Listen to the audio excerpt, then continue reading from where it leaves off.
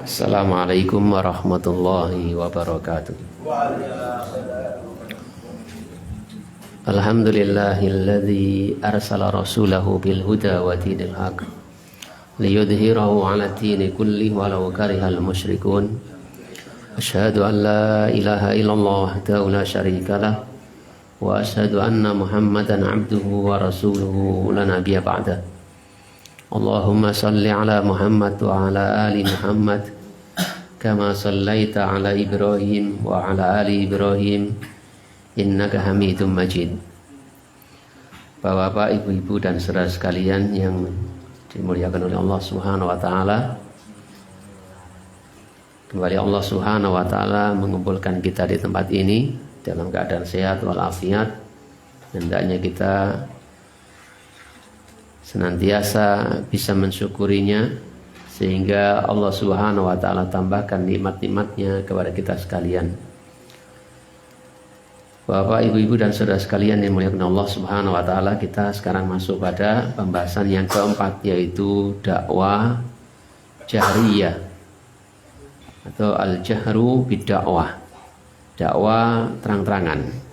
Jadi fase dakwah Nabi sallallahu alaihi wasallam dengan terang-terangan, di mana sebelumnya selama 3 tahun beliau sallallahu alaihi wasallam berdakwah dengan sembunyi-sembunyi dan sendiri-sendiri, sembunyi-sembunyi di tempat-tempat yang tidak banyak orang tahu. Selain itu memilih-milih orang yang akan didakwahi, yang kemungkinan besar mau menerima, dilihat dari karakter kepribadian orang tersebut, yang mana telah dikenal mungkin dari sahabat dekat, dari keluarga dan lain sebagainya. Setelah masa atau selama 3 tahun itu, kemudian Allah Subhanahu wa taala perintahkan kepada Nabi sallallahu alaihi wasallam. Jadi setelah 3 tahun masa dakwah sembunyi-sembunyi, kemudian sedikit banyak sudah ada kader-kader yang mengikutinya, yang beriman kepada Nabi sallallahu alaihi wasallam, yang bisa menjadi cikal bakal keberlangsungan dakwah secara luas. Maka Nabi sallallahu alaihi wasallam diperintahkan oleh Allah Subhanahu wa taala agar terang-terangan menunjukkan jati dirinya sebagai nabi, mengenalkan dirinya sebagai utusan Allah Subhanahu wa taala kepada khalayak, khususnya kepada keluarga besarnya. Allah Subhanahu wa taala perintahkan kepada Nabi sallallahu alaihi wasallam dalam surat Asy-Syu'ara, di mana Allah Subhanahu wa taala berfirman, wa anzir ashiratakal aqrabin, dan berikanlah peringatan kepada keluarga dekatmu. Diceritakan oleh Aisyah radhiyallahu anha, yang tidak lain adalah istri Nabi sallallahu alaihi wasallam, tatkala turun ayat ini, ayat wa anzir ashiratakal aqrabin ini, Rasulullah sallallahu alaihi wasallam berdiri lalu memanggil mulai dari Fatimah, putri Muhammad, Sofia, putri Abdul Muthalib, wahai Bani Abdul Muthalib, dan seterusnya. Dalam riwayat Abu Hurairah radhiyallahu an, tatkala turun ayat ini, wa anzir ashiratakal aqrabin, Rasulullah sallallahu alaihi wasallam memanggil orang-orang Quraisy dan mengumpulkan mereka. Da'a Rasulullah sallallahu alaihi wasallam Quraisyan fajtama'u, lalu mereka semua pada berkumpul. Ya, karena yang memanggil Rasulullah sallallahu alaihi wasallam orang yang telah mereka kenal akan kejujurannya.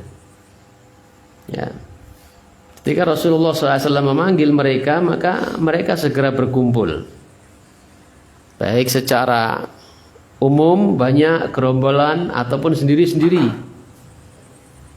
Lalu Rasulullah sallallahu alaihi wasallam memanggil, berkata, wahai Bani Ka'ab bin Lu'ay, ankidu anfusakum minan nar. Wahai Bani Ka'ab bin Lu'ay, Selamatkanlah diri-diri kalian dari siksa api neraka. Ya Bani Murrah bin Ka'ab, wahai anak keturunan Murrah bin Ka'ab, anfidu anfusakum minan nar. Selamatkanlah diri-diri kalian. Selamatkanlah diri-diri kalian dari siksa api neraka. Ya Bani Abdisyam, wahai anak keturunan Abdisyam, anfidu anfusakum minan nar. Selamatkanlah diri-diri kalian dari siksa api neraka. Ya Bani Abdi Manaf, wahai anak keturunan Abdi Manaf, ankidu anfusakum minan nar. Selamatkanlah diri-diri kalian dari api neraka.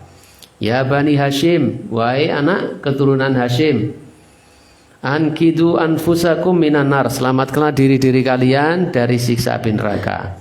Ya Bani Abdul Muthalib, wahai anak keturunan Abdul Muthalib, yaitu kakeknya Nabi SAW, ankidu anfusakum minan nar. Selamatkanlah diri-diri kalian dari siksa api neraka. Kemudian sampai yang paling dekat kepada Nabi SAW, nasabnya yaitu Fatimah. Ya Fatimah, ankidi nafsiki minan nar. Selamatkanlah dirimu dari siksa api neraka. Fa inilah amliku lakum minallahi syai'a. Karena sesungguhnya aku tidak memiliki kuasa sedikit pun atas kalian di hadapan Allah Subhanahu wa taala. Wa ira anna lakum rahiman sauballiha bibalaliha. Selain bahwasanya kalian itu adalah kerabatku, sauballuha bibalaliha, maka aku akan merawat kekerabatan ini. Artinya kewajiban terhadap kerabat sebagaimana kita ketahui, ya, tidak boleh diputuskan, harus disambung. Di antara bentuk menyambung kekerabatan itu adalah memberikan nasihat kepada mereka. Selain menolong dengan material, dengan jasa dan sebagainya, juga ada nasihat, mengajarkan kepada kebaikan, mengingatkan kepada hal-hal yang buruk. Ini adalah bentuk merawat kekerabatan. Maka Rasulullah SAW mengatakan yang demikian itu. Jadi di sini Rasulullah SAW memanggil kerabatnya dari yang jauh nasabnya sampai pada yang paling dekat, yaitu putrinya sendiri, Fatimah, putri Nabi SAW. Selamatkan dirimu dari siksa api neraka. Karena sesungguhnya sekali lagi dikatakan Rasulullah SAW, la amliku lakum minallahi syai'a. Ya, sesungguhnya aku ini tidak memiliki apapun untuk menolong kalian di hadapan Allah Subhanahu wa taala. Artinya nasab ini tidak menjamin seseorang bisa selamat dari api neraka. Nasab kepada Nabi sallallahu alaihi wasallam, keluarga Nabi tidak menjamin mereka dari siksa api neraka jikalau mereka menyelisih Nabi sallallahu alaihi wasallam. Nah, ini Nabi sallallahu alaihi wasallam menyampaikan dengan terang-terangan.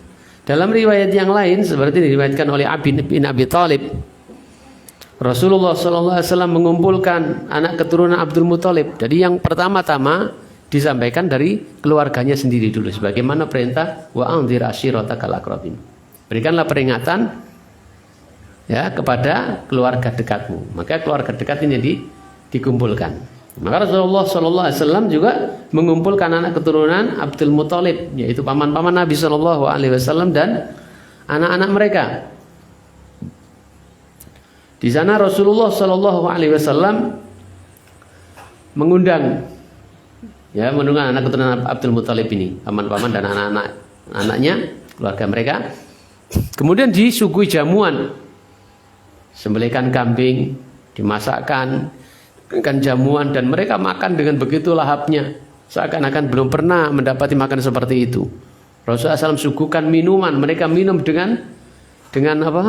dengan rakusnya, seakan-akan belum pernah merasakan minuman yang demikian itu. Kemudian Rasulullah SAW bersabda, ya, setelah mereka kenyang, gitu. Dan ini juga metode dakwah, gitu. Jadi kemangan dhisik gitu. Gimana sih? Penurut. Penurut gitu. Lalu Rasulullah SAW kemudian berseru, wahai Bani Abdul Muthalib, ya Bani Abdul Muthalib, Inni bu'itsu lakum khassah wa ilan nasi 'ammah. Wahai anak keturunan Abdul Muthalib, sesungguhnya aku diutus kepada kalian secara khusus dan kepada manusia secara umum. Wa qad ra'aitum min hadhil ayati ma ra'aitum. Dan benar-benar kalian telah melihat dari tanda-tanda kenabian ini sebagaimana yang kalian lihat. Jadi mereka kan mengenal Nabi Shallallahu Alaihi Wasallam sejak kecil, ya. Dimana dahulu telah kita sama-sama bicarakan, sama-sama baca gitu. Bahwasanya orang-orang zaman itu sebelum Nabi lahir mereka sudah tahu.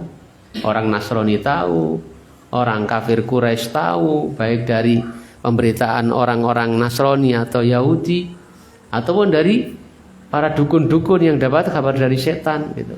Kemudian juga tanda-tanda alam seperti masa-masa sebelum diutusnya nabi-nabi sebelumnya mereka tahu, sehingga termasuk dikasih nama Muhammad gitu. Itu juga karena kakeknya tahu gitu tentang perkara nabi yang akan diutus itu, namanya dan sebagainya. Maka Nabi mengatakan, wahai Bani Abdul Muthalib, anak keturunan Nabi, sesungguhnya aku ini diutus kepada kalian, diutus oleh Allah Subhanahu wa taala kepada kalian secara khusus sebagai kerabat, dan kepada umat manusia ini secara umum. Dan sungguh kalian telah melihat dari tanda-tanda kenabianku ini sebagaimana yang telah kalian lihat. Fa ayyukum yubayyi'ni, maka siapakah di antara kalian yubayyi'uni ala ayyakuna akhi wa sahibi, maka siapakah di antara kalian yang akan membaiat aku untuk menjadi saudaraku dan sahabatku, artinya saudara seiman, ya, sahabat Nabi SAW, yaitu orang yang bertemu Nabi dalam keadaan bertemu Nabi, orang Islam bertemu dengan Nabi dan meninggal dunia dalam keadaan Islam. Maka siapakah di antara kalian yang mau membaiat aku? Maka kata Ali bin Abi Thalib, tidak ada yang berdiri seorang pun, ya, tidak ada yang berdiri. Falam yakum ilaihi ahadun, tidak ada satupun orang yang berdiri untuk menyambut seruan Nabi, untuk membaiat Nabi Sallallahu Alaihi Wasallam. Kata Ali, lalu aku berdiri dan aku adalah orang yang paling kecil atau orang yang paling muda di antara mereka. Karena masih kecil Ali kan, yang paling muda di antara orang-orang yang hadir itu. Tapi Nabi Sallallahu Alaihi Wasallam mengatakan, ijlis, duduklah. Lalu Nabi Sallallahu Alaihi Wasallam mengulang kalimatnya tadi sampai 3 kali, kata Ali bin Abi Thalib. Tidak ada yang berdiri. Dan selalu Ali berdiri, tapi Rasulullah SAW selalu menyuruh agar duduk, ijlis. Sampai yang ketiga kali baru Nabi SAW meletakkan tangannya di atas tanganku, kata Ali bin Abi Thalib. Nah, jadi itulah riwayat-riwayat yang menyebutkan apa yang dilakukan oleh Rasulullah SAW dalam merealisasikan perintah Allah Subhanahu wa taala agar mengiklankan dengan terang-terangan akan kenabiannya. Dan masih banyak beberapa riwayat yang menyebutkan akan hal itu.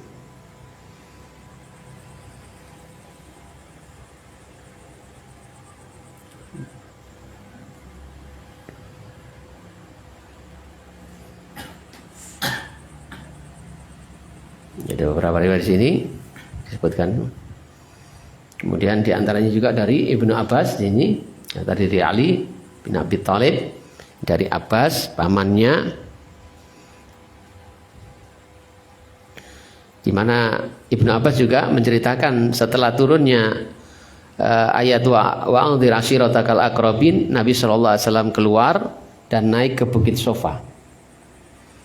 Naik Bukit Sofa, kemudian dia berseru dengan suara keras, memanggil. Lalu mereka berkata, siapa ini? Siapa orang ini? Ya, mungkin yang samar-samar, nggak mengenali suara Nabi karena jauh gitu, tapi tempat tinggi kan terdengar gitu. Siapa itu ya? Nah, Muhammad. Lalu mereka semua berkumpul ke Nabi Shallallahu Alaihi Wasallam. Lalu Nabi Shallallahu Alaihi Wasallam berseru, ara'aitum in akhbartukum anna khailan tahruju min safhi hadal jabal akuntum musaddiquni. Apakah bagaimana pendapat kalian Jika aku mengkhabarkan kepada kalian, mengatakan kepada kalian bahwasanya ada pasukan berkuda yang keluar dari balik bukit ini. Apakah kalian membenarkan ucapanku? Qalu, kata mereka menjawab, ma jarabna 'alaika kadiban. Kami tidak pernah mendapati engkau berdusta. Artinya, ya aku percaya, kami semua percaya kepadamu. Qala lalu Rasulullah SAW bersabda, fa inni nadhirul lakum baina yaday adzabun syadidun. Maka sesungguhnya aku memberikan peringatkan kalian. Di depan kalian ada azab yang pedih, ada siksaan yang besar, yang dahsyat. Faqala Abu Lahab. Lalu seketika menjawablah Abu Lahab, tabban laka ya Muhammad. Celaka kamu Muhammad. Ma jama'tana illa lihada. Apakah karena alasan ini engkau mengumpulkan kami? Lihada jama'tana. Apakah karena alasan ini engkau kumpulkan kami? Tokoh-tokoh Quraisy, orang-orang terpandang, hanya untuk mendengarkan kalimatmu ini. Gitu. Kemudian dia berdiri lalu meninggalkan tempat itu. Lalu turunlah ayat Al-Quran, tabbat yada abi lahabi wa tab, sampai akhir. Ya, celakalah kedua tangan Abu Lahab dan benar-benar celaka, sampai akhir surat. Nah, ini yang diceritakan oleh Ibnu Abbas radhiyallahu an perihal perintah agar menyampaikan dakwah ini dengan terang-terangan, tidak sembunyi-sembunyi. Tapi Rasulullah SAW tetap menyembunyikan sahabat-sahabatnya. Rasulullah SAW tetap menutupi siapa-siapa yang sudah beriman kepada Allah dan Rasulnya, untuk menjaga keamanan mereka dari gangguan orang-orang Quraisy yang dimungkinkan mereka akan panik gitu, akan panik dan kemudian membabi buta gitu. Jadi Rasulullah SAW masih menyembunyikan identitas sahabat-sahabatnya yang telah beriman dan bagaimana mereka beriman dan di mana mereka dibina oleh Rasulullah SAW, itu masih disembunyikan. Tapi Rasulullah SAW sendiri kemudian menampakkan, tentu semuanya ada hikmah. Ya, melaksanakan perintah Allah Subhanahu Wa Taala, kemudian kewajiban mendakwahi. Yaitu yang pertama pada keluarga tentunya, ya, kepada keluarga. Maka disampaikan dikumpulkan keluarganya. Selain itu juga mungkin dukungan keluarga itu sangat penting dalam dakwah. Dan demikian ini yang diceritakan oleh Ibnu Qayyim al-Jauzi. Gitu. Jadi Ibnu Qayyim mengatakan Nabi SAW berdiri setelah 3 tahun berdakwah secara sirriyah, secara sembunyi-sembunyi. Kemudian Allah Subhanahu Wa Taala turunkan ayat fasda bima tu'mar wa a'rid anil musyrikin. Maka laksanakanlah apa yang diperintahkan oleh Tuhanmu dan abaikanlah orang-orang yang musyrik, orang yang menyekutukan Allah. Gak usah dikatain orang-orang musyrik. Nah, Nabi SAW mengiklankan dakwanya dan menampakkan kepada kaumnya, dan kaumnya kemudian memberikan reaksi dengan permusuhan dan gangguan yang keras kepada kaum muslimin, kata Ibnu Qayyim al-Jauzi. Bapak-bapak, ibu-ibu dan saudara sekalian yang dimuliakan oleh Allah Subhanahu Wa Taala, di antara hikmah-hikmah yang bisa kita petik dari kisah dakwah jahriyah tadi, ya, mungkin tidak bisa kita sebut semuanya. Jadi makanya di antara hikmah itu bisa diambil hikmah-hikmah oleh kita sendiri dalam renungan-renungan kita nanti menjelang tidur, dari apa yang sudah kita dengar dari kisah dakwah Syria tadi. Karena mungkin setiap kita bisa mengambil hikmahnya. Tapi yang ada di dalam sini sedikit banyak bisa kita baca. Sesungguhnya Rasulullah SAW setelah berlalunya 3 tahun, kemudian beliau berdakwah kepada Allah Subhanahu Wa Taala secara sembunyi. Kemudian sesudah itu beliau mendakwakan secara terang-terangan sebagaimana kita baca tadi. Menampakkan kepada manusia mulai dari keluarganya, ya, mulai dari keluarganya. Dari keluarga yang dekat yang tentu menjadi tanggungan yang paling utama. Karena Rasulullah SAW katakan, aku diutus kepada kalian secara khusus dan kepada seluruh manusia secara umum. Karena kewajiban kepada keluarga itu tanggungannya paling dekat dibandingkan orang umum. Makanya kadang-kadang saya sendiri merenung, aku ini tepak tak durungi ronor ini gitu. Anak aku durung iso popo gitu. Ya. Kadang-kadang ya begitu. Tapi mudah-mudahan dengan keseronor ini Allah menolong, memudahkan dalam ngurusi keluarga. Intinya kita juga tetap berusaha. Adapun antum yang mungkin tidak ronor ini, tidak rini rono gitu. Ya. Mestinya banyak waktu untuk fokus kepada keluarga gitu, kepada keluarga. Kalau nggak bisa mendakwai sendiri ya diajak ronor ini gitu. Diajak ronor ini untuk belajar. Jadi Rasulullah SAW ketika dakwah terang-terangan itu, gitu, Rasulullah SAW ingatkan kepada para hadirin, gitu, ikatannya kepada Allah Subhanahu Wa Taala, hatinya kepada Allah Subhanahu Wa Taala. Diingatkan akan hal itu, diberikan wejangan pada manusia tentang mentauhidkan Allah Subhanahu Wa Taala. Maksudnya orang itu harus bergantung kepada Allah, orang itu harus punya takut kepada Allah, gitu. Diingatkan dengan siksa api neraka. Itu semua adalah agar mentauhidkan Allah Subhanahu Wa Taala.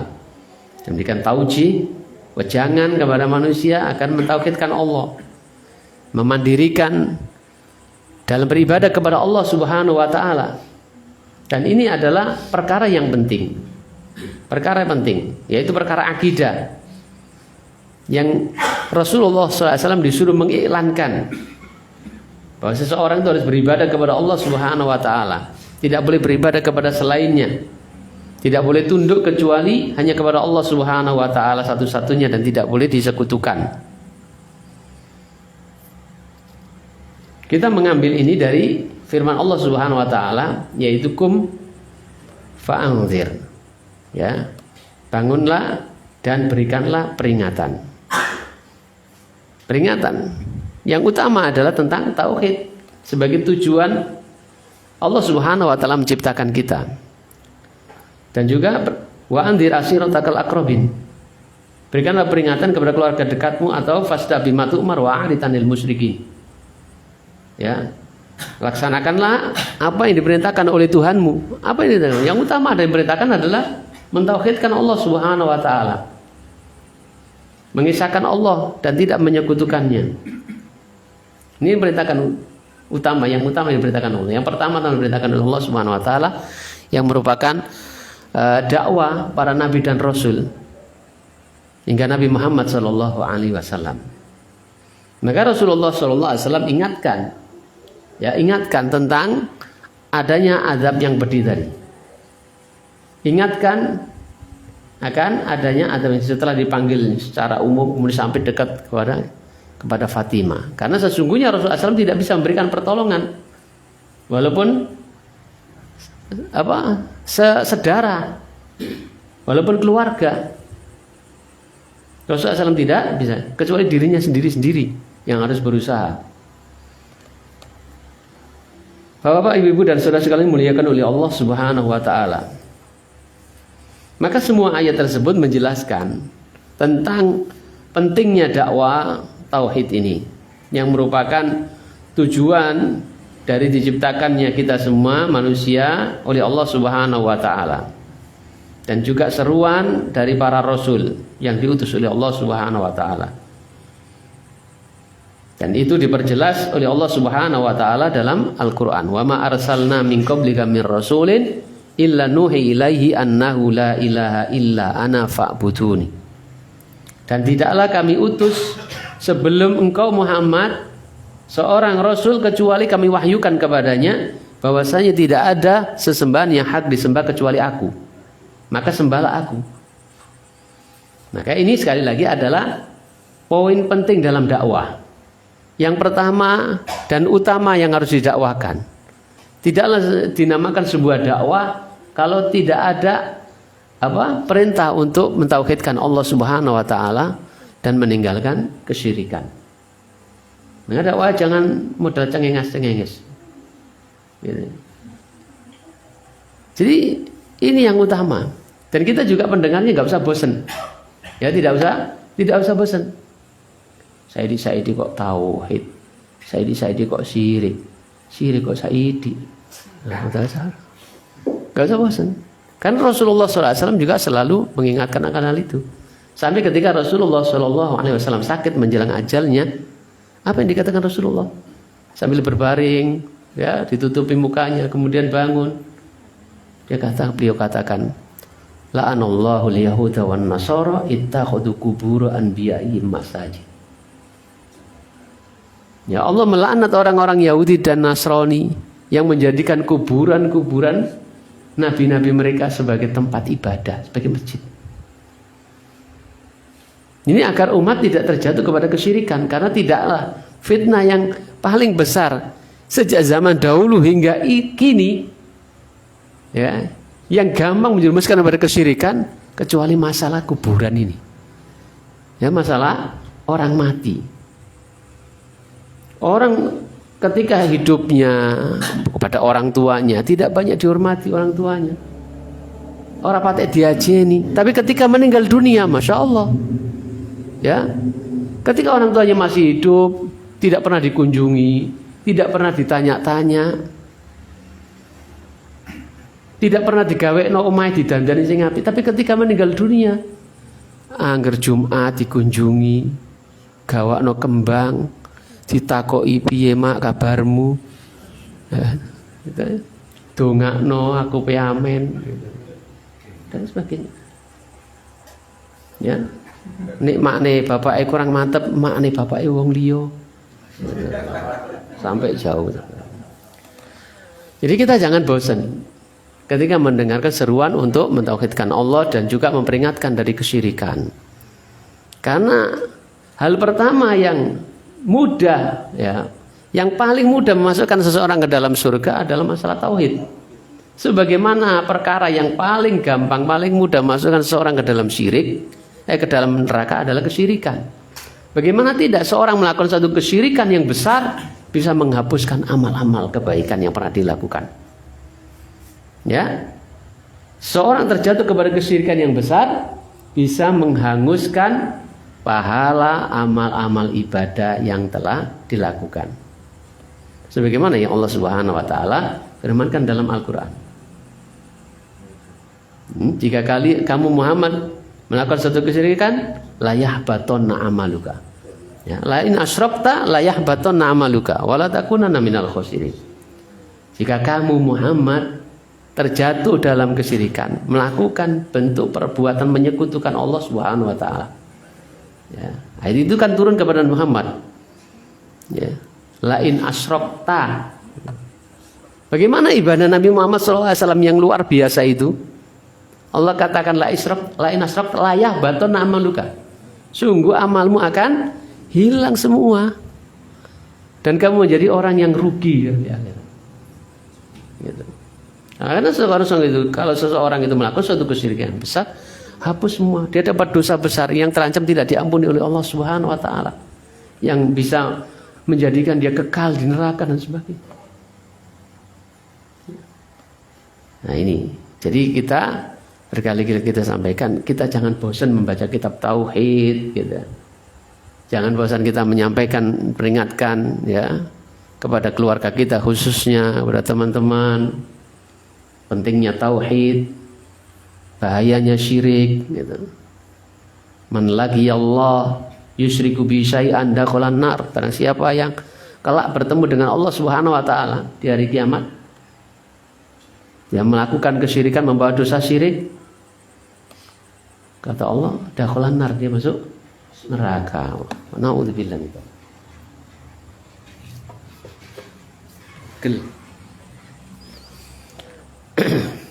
dzalik.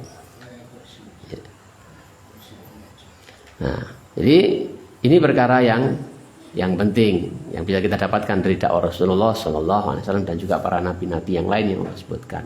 Karena sesungguhnya kalau baik akidahnya maka selamat ibadahnya, ya.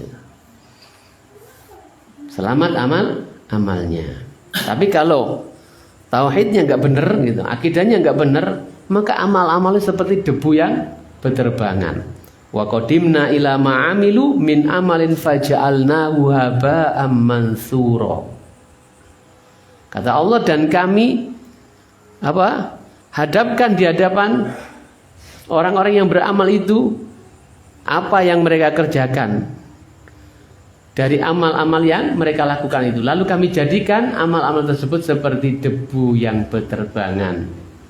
Ya, tidak ada artinya, tidak ada nilainya yang tersebut karena rusaknya kita, ya, terjatuh kepada kesyirikan. Maka kata Ibnu Qayyim al-Jauzi, setiap kali tauhidnya seorang hamba itu besar atau membesar, maka ampunan Allah Subhanahu wa taala semakin sempurna. Semakin besar tauhidnya, semakin kuat tauhidnya, maka semakin banyak ampunan Allah kepadanya. Maka barang siapa yang bertemu Allah Subhanahu wa taala tidak menyekutukannya dengan sesuatu pun, Allah akan berikan ampunan atas dosa-dosanya. Dan Rasulullah SAW menyebutkan, ya, dalam hadis qudsi, orang yang bertauhid kepada Allah Subhanahu wa taala dengan murni tauhidnya, sementara dia punya dosa-dosa yang sebesar langit dan bumi, maka Allah akan datangkan sebesar itu pula ampunannya. Nah, tapi ini jangan jadikan dalil kemudian antum santai-santai aku tauhid aku tepak terus gasak wae, zina, ngombe, judi, menggunjing orang lain dan sebagainya. Orang yang tauhidnya benar ya nggak mungkin begitulah. Ya, dia akan selalu takut kepada Allah Subhanahu wa taala. Dia merasa dilihat oleh Allah Subhanahu wa taala kalau tauhidnya benar. Artinya itu menggambarkan bahwasanya betapa nilai tauhid kepada Allah Subhanahu wa taala itu. Yang digambarkan dengan yang ini kan dengan dilambangkan dengan la ilaha illallah itu. Ini, tidak ada sembahan yang hak disembah kecuali Allah itu. Di mana Nabi Musa alaihissalam pernah meminta kepada Allah Subhanahu wa taala suatu kalimat yang kata Nabi Musa, yang akan aku jadikan untuk mengingatmu dan berdoa kepadamu. Ini kata Nabi Musa, ad'uka wa ad'uluka Rabbi alimni syai'an. Wahai Tuhanku, ajarkanlah kepadaku sesuatu yang bisa aku pakai untuk mengingatmu dan berdoa kepadamu. Lalu Allah Subhanahu wa taala berkata, qul ya Musa la ilaha illallah. Allah berkata kepada Nabi Musa, ucapkanlah wahai Musa la ilaha illallah. Lalu Nabi Musa berkata, Nabi Musa berkata, qala rabbi kullu ibadika yaquluna hadza. Wahai Tuhanku, hambamu itu biasa mengucapkan kalimat itu. Yang lain daripada yang lain, manusiawi. Nabi Musa ingin suatu kalimat yang beda daripada yang lain. Kalau itu sih biasa gitu. Lalu Allah menggambarkan, ya Musa, lau anas samawati sab'a. Kalau sekiranya langit dan bumi wa amirahunna ghairi, dengan seluruh penghuninya selain aku, fi kifatin wa la ilaha illallah fi kifatin ukhra malat bihinna la ilaha illallah. Ditaruh dalam suatu daun timbangan, lalu la ilaha illallah ditaruh dalam daun timbangan yang lain, niscaya akan berat timbangan yang ada atau daun timbangan yang ada kalimat la ilaha illallah itu. Ini menunjukkan apa? Menunjukkan akan besarnya nilai tauhid itu. Makanya tadi dikatakan oleh Rasulullah SAW, kalau orang yang bertauhid itu misalnya datang kepada Allah dengan besok itu dengan membawa dosa sebesar langit dan bumi gitu, maka Allah akan datangkan sebesar itu pula ampunannya karena tauhid. Maka jangan sekali-kali kita meremehkan masalah tauhid, dan kita harus selalu waspada akan perbuatan syirik. Sekecil apapun perbuatan syirik itu termasuk dosa besar. Dosa syirik itu ya seperti riya gitu. Ya, beramal Karena apa? Ada unsur-unsur duniawinya, unsur-unsur manusiawinya, bukan kepada Allah Subhanahu wa taala. Dah, kita cukup di situ, kita teruskan. Jadi tauhid ini asas dan seterusnya ya. Nah, jadi pembahasan tauhid dikupas tuntas. Kemudian pelajaran yang kedua yang bisa kita dapatkan adalah memulai dakwah dari kerabat. Rasulullah Shallallahu Alaihi Wasallam beliau menyampaikan sebagaimana yang kita baca tadi kepada kerabat dekatnya sebagaimana Allah perintahkan. Karena ini adalah tanggung jawab yang paling besar yang dipikul oleh kita semua. Ya. Kita semua bertanggung jawab terhadap keluarga kita. Seorang suami bertanggung jawab kepada keluarganya, anak istrinya. Istri juga bertanggung jawab kepada dirinya dan juga kepada keluarganya semuanya. Wa anfusakum wa ahlikum nar. Selamatkan dirimu dan keluargamu dari api neraka.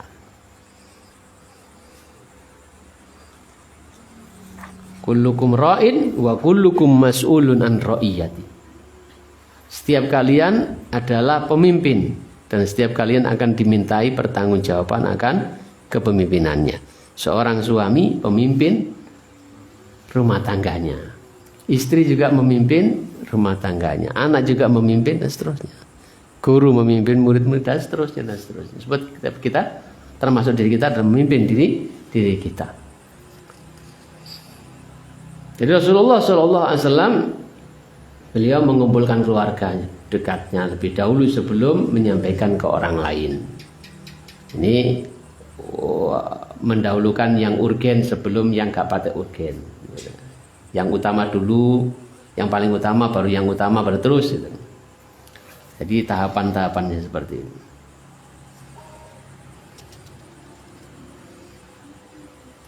Jadi tanggung jawabnya lebih besar daripada selainnya. Di mana sebagian kita malah meremehkan yang demikian ini.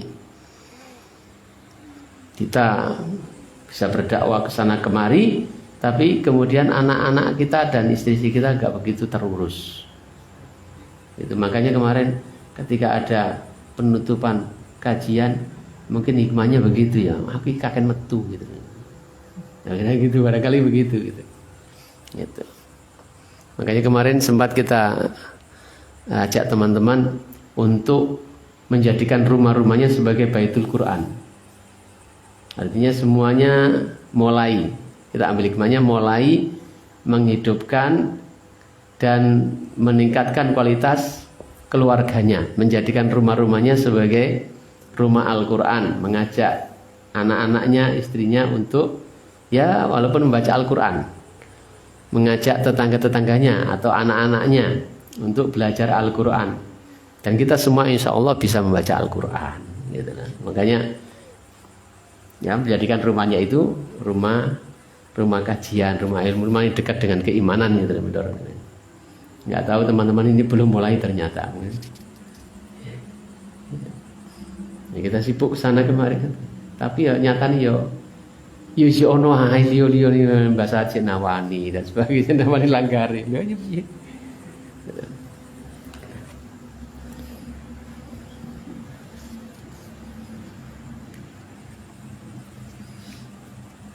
Jadi mendakwai keluarga itu yang tanggung jawab yang paling besar gitu. Jangan sampai kemudian kita melalaikannya, ya, sibuk dengan berdakwah di luar tapi anaknya enggak didakwai, istrinya enggak didakwai, istrinya belum pakai jilbab, belum menutup aurat, masih senengane selfie gitu. Belum pernah dinasihati atau baru dinasihati sekali, kurang banyak gitu. Kurang banyak. Anak-anaknya juga begitu, ya. Ini sampaikan kan itu tanggung jawab. Ya ayyuhalladzina amanu, wahai orang yang beriman, ku anfusakum wa ahlikum nar. Selamatkan dirimu dan keluargamu dari api neraka. Nah, dirimu dulu perbaiki ya dengan aktif ngaji, aktif memperbaiki diri, karena sesungguhnya keteladanan itu satu keteladanan itu lebih apa? Lebih bisa mempengaruhi daripada beribu kata-kata. Itu kata orang-orang. Dan kayaknya benar. Terutama anak-anak itu lebih cenderung meniru daripada disuruh-suruh. Ya. Anak-anak itu lebih cenderung meniru apa yang dilihatnya daripada mendengar kata-kata. Makanya ada ungkapan seperti tadi. Satu keteladanan itu lebih berpengaruh daripada 1000 kata. Ya. Anaknya disuruh ngaji dan sebagainya, bapaknya gak tahu ngaji, delok TV. Anaknya disuruh sholat, mak ini japenan. Angel wis. Ya, angel. Nah itu semua yo butuh belajar, butuh apa namanya? Bertanggung jawab terhadap dirinya sendiri-sendiri untuk memperbaikinya. Akan sulit anak itu berubah kalau kitanya sendiri orang tua itu tidak bisa memberikan keteladanan. Melarang anaknya hapenan. Wong tuane hapenan wis didelok ngono. Anak sing kendel wani ngomong, sampeyan hapenan wae. Anake gak diopeni gitu. Sing kendel ngono ngomong. Ya. Sing gak kendel sing meneng ae kok kan yo meneng ae wae tapi ngempet asline. Gitu ya kan. Ya. Iku anfusakum ingante ya ayyuhalladzina amanu ku anfusakum wa ahlikum nar wa quduwan nas wal hijarah. Alaika ma wal hijarah 'alaiha malaikatun ghiladun shidatun la ya'sunallah ma amarahum wa yaf'aluna ma yumar.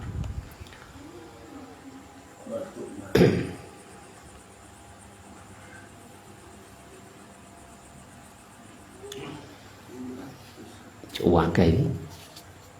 Ya kita cukupkan dulu lah. Buahnya sih gak habis ini. Ya direnungkan sendiri saja dari hal yang sudah ini. Soalnya ini diterus-terusnya ya gak entek kira-kira. So kandeling ini sih. Ya mungkin itu saja apa yang bisa kita sama-sama ini. Yang penting kita tahu alur ceritanya bagaimana, gitu, dan bisa kita ambil pelajaran dari semua itu. Karena kita semua adalah dai. Ya, karena kita semua adalah dai, ya, orang yang mengajak kepada kebaikan kepada Allah Subhanahu wa taala. Demikian, subhanakallahumma wa bihamdika asyhadu an la ilaha illa anta astaghfiruka wa atubu ilaik. Assalamualaikum warahmatullahi wabarakatuh. Waalaikumsalam.